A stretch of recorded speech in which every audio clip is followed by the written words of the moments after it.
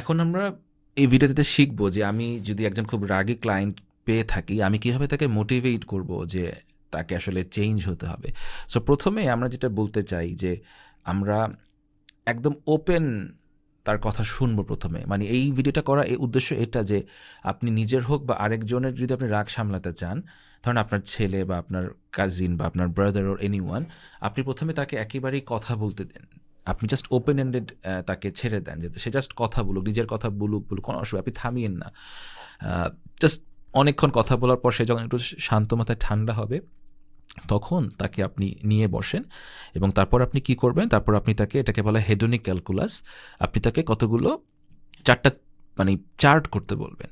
এই চার্টের মধ্যে কি থাকবে, একটাতে থাকবে যে what are the advantages of staying angry and what are the disadvantages of staying angry. এটা একটা চার্ট, সেখানে হয়তো 3টা বা 4টা পয়েন্ট লিখবে।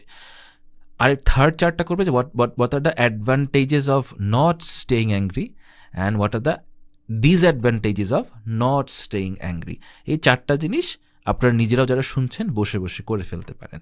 যেমন, বা আপনি কারোর সাথেও করতে পারেন যে কী কী অ্যাডভান্টেজ আছে যদি আমি রাগী থাকি। ওই যে কথাগুলো আমি আগের ভিডিওতে বললাম যে কিছু কাজ হয়, ইমোশনাল রিলিজ হয়, স্যাডনেস কমে যায়, একটা কাজ কাউকে দিয়ে করাতে পারি, মনে হয় যে আমি খুব শক্তিশালী, কেউ এনার্জাইজিং লাগে, স্যাটিসফাইং লাগে, সেলফ রিনফোর্সিং লাগে, মনে হয় যে মানুষ আমাকে রেসপেক্ট করে।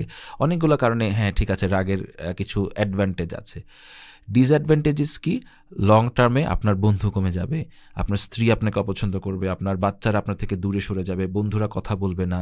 রাগী মানুষদের কিন্তু 6 to 8 টাইমস বেশি বা রিস্কি থাকে তারা স্ট্রোক এবং এমআই বা হার্ট অ্যাটাক করার জন্য। এটা একটা ভয়ঙ্কর জিনিস, তাই না? সো কী কী জিনিস আমি হারাচ্ছি ডিসঅ্যাডভান্টেজে, সেটা আমি তখন লিখে ফেলবো। তারপর থার্ডে লিখবো কি, যে আমি যদি রাগটা ছেড়ে দেই তাহলে আমি কী কী অ্যাডভান্টেজ পাবো। এটা কিন্তু অনেকটাই আগের সেকেন্ড পয়েন্টের সাথে মিলবে। আর ফোর্থটা হচ্ছে কি, কী কী ডিসঅ্যাডভান্টেজ যদি আমি আসলে রাগটা ছেড়ে দিই। ঠিক আছে? সো ওখানে হয়তো আসবে যে না, মানুষ আমার মতো অত কথা শুনবে না, আমি একটু টেনশন রিলিজ কম করতে পারছি, যেটা সত্য। বাট আমরা যদি 4টা জিনিস মিলিয়ে দেখি, হেডোনিক ক্যালকুলাস যেটাকে বলে, আমরা লাস্টে দেখব যে এটা তাকে করতে বলবো যিনি করছে, বা আপনারাও করবেন, যে দেখবেন যে অ্যাঙ্গারের শর্ট টার্ম কিছু বেনিফিট থাকতে পারে, কিন্তু অ্যাঙ্গারের লং টার্ম ক্ষতিটা অনেক বেশি এবং অনেক সিগনিফিক্যান্ট। সো এইটা আছে আমাদের জীবনের একটা বড় বড় একটা একটা ইম্পর্টেন্ট জিনিস, যে আমরা অনেক কিছু কিন্তু করি যেটা শর্ট টার্ম আমাদেরকে খুব, আমি বলবো যে ভালো রাখে, বা আমাদেরকে আমি বলবো যে কোনো গেইন দেয়, কিন্তু লং টার্মে গেলে সেটা আমাদের জন্য খুবই ক্ষতিকর। যেমন আপনি শর্ট টার্মে হয়তো সিগারেট খাচ্ছেন বা খুব অতিরিক্ত ফাস্ট ফুড খাচ্ছেন, হয়তো আপনি কোনো চেঞ্জেস বুঝতেছেন না। লং টার্ম আপনি সিগারেট খান, লং টার্ম আপনি প্রতিদিন ধরেন ফাস্ট ফুড খাচ্ছেন, কাচ্চি খাচ্ছেন, ভারী খাবার খাচ্ছেন, এটা কিন্তু 5 বছর পর গিয়ে একটা বাজে এফেক্ট হবে। সো আমাদের লাইফের অনেক অশান্তি বা খারাপ থাকার মূল কারণ হচ্ছে যে আমরা যে কোনো একটা কাজ করে ইমিডিয়েট প্লেজার খুঁজি, ইমিডিয়েট গ্র্যাটিফিকেশন খুঁজি, আমরা ডিলেড গ্র্যাটিফিকেশনে যেতে পারি না, বা এই কাজটা কন্টিনিউয়াসলি করলে আসলে 5 বছর পর কনসিকুয়েন্সেসটা কী থাকতে পারে বা কী হবে, সেই জিনিসটা আমরা আসলে ধরতে বা বুঝতে পারি না, which creates a lot of problem in our lives.